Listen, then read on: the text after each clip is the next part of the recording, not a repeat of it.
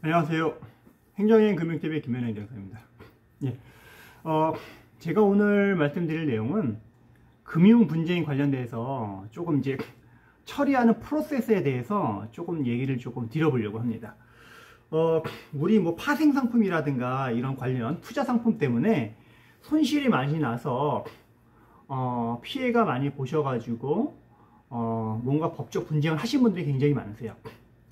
뭔가 투자자 회사에서 이 기금을 잘못해서 사기라든가 배임으로 고소를 해서 진행하는 분들이 있으시고, 별도로 뭐 민사소송을 진행한다는 분들이 이러시는데, 이 부분에 대해서 어떤 식으로 처리하는 것들이 좀 경제적으로, 그다음 효율적으로 문제를 좀 해결할 수 있는지 부분 좀 생각을 좀 해보려고 합니다. 이런 사건이 나게 되면 우리나라는 이제 변호사 만능주의가 아주 그냥 뿌리밖에 박혀 있죠. 무슨 사건만 있으면은 뭐든지 변호사를 통해서 해결하려고 하는데, 그렇지 않고 비용을 많이 들이지 않고도 충분하게 뭔가 도움을 받을 수 있고 나 스스로 권리를 구제할 수 있는 방법이 있습니다.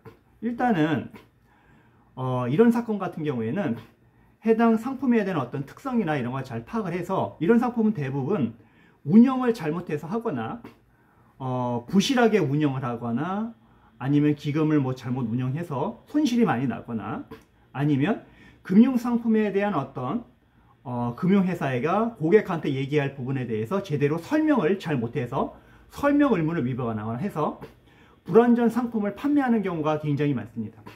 불완전 상품을 판매하든가 설명을 제대로 못하다든가, 아니면 부실하게 운영을 해서 어떤 손실이 많이 나든가 이런 부분이거든요. 그러면 이런 것들을, 이런 피해가 있다는 부분을 입증을 정확하게 하셔야 됩니다.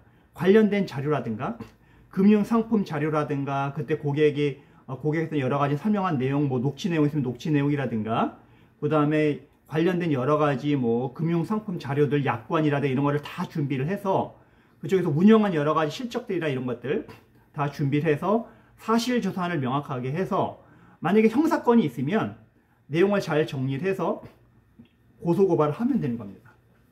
고소고발을 할 때도 범죄 사실을 정확하게 기재하는 게 굉장히 중요한 부분이거든요. 그래서 그 범죄 사실을 정확하게 기재를 하고, 여러 사람의 피해가 있으면 각각의 사람마다 다 피해자입니다. 그러면 각각의 피해에 대해서 목록을 하나 작성을 하세요.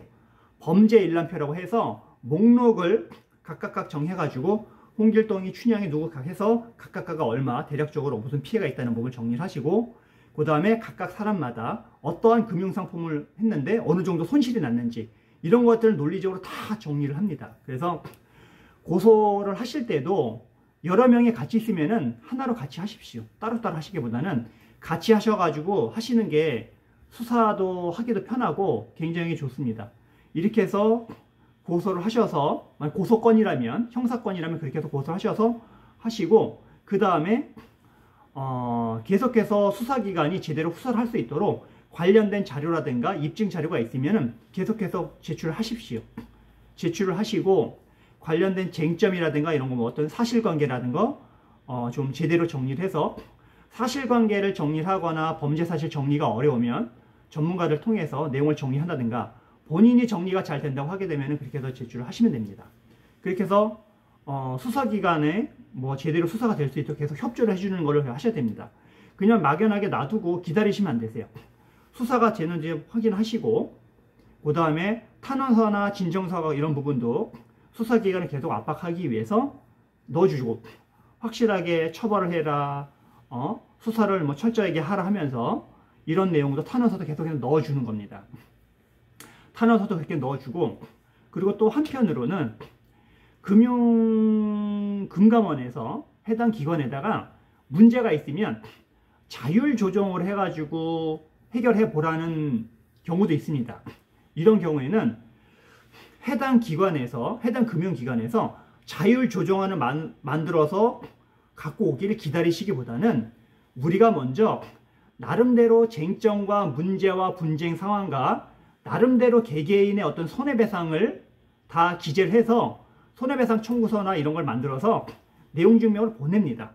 그래서 너네들 우리가 이렇게 제출했으니까는 이 선에 맞춰서 자율조정을 만들어 와, 이렇게 하셔야 됩니다. 그리고 시간이 계속 딜레이 되게 되면 독촉서나 촉구서를 계속 보내는 겁니다. 압박을 하셔야 되세요. 기다리시면 안 됩니다. 그리고 전화도 수시하시고요.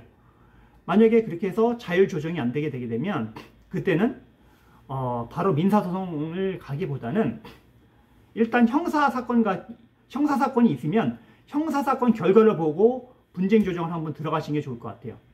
그래서 예를 들면 검찰에서 사건을 수사해서 법원에 기소를 해서 만약에 1심이든 2심이든 종결이 돼서 확정이 되면 확정된 형사 판결문과 해당 수사 기록을 다 복사를 하셔가지고 그 자료를 증거로 만들어서 금융감독원에 분쟁 조정 신청을 한번 내보는 겁니다.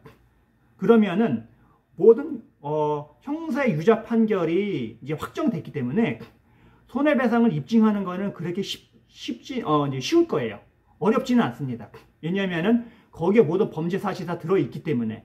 그러면은 그거를 갖고 어차피 불법 행위는 인정됐기 때문에 그걸 갖고 이제 손해배상액만 정하면 되시는 겁니다. 그래서 손해배상액을 정할 때는 우리 쪽에서 과실이 있는 사건인지 아니면 전적으로 금융기관에서 100% 잘못한 사건인지를 또 판단해줍니다. 그렇게 해서 금융기관에서 100% 잘못한 사건이라고 하게 되게 되면 우리가 100% 손실 부분에 대해서 손해배상 금액을 작성해서 금감원에 분쟁조정 신청을 넣는 방법으로 이제 진행하시면 되십니다.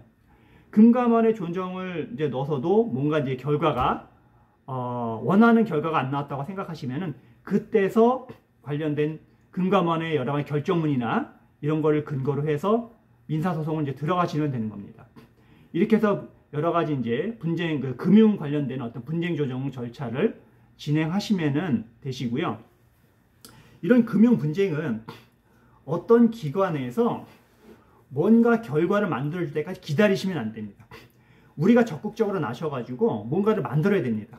그래서 금융기관에서도 뭔가 자율조정이 있기를 기다리시기보다는 우리가 뭔가 안을 만들고 손해배상 안을 만들거나 청구서를 만들어서 보내고 수사기관에서도 수사가 어느 정도 될 때까지 기다리지 마시고 탄원서나 진정서 또 그 밖에 참고될 만한 자료가 있으면 계속 제출하시고 범죄 사실을 더 명확하고 구체적으로 정리할 내용이 있으면 범죄 사실 명확하게 조사한 어떤 사실 조사라든가 사실 확인서 같은 것도 정확하게 정리해서 제출을 하시고 수사기관에 수사를 잘 할 수 있도록 도움을 주셔야 됩니다. 이렇게 만들어가는 과정을 하셔야지 막연하게 기다리시면 안 되시고요. 그리고 단체로 이렇게 발생된 사건이 굉장히 많아요.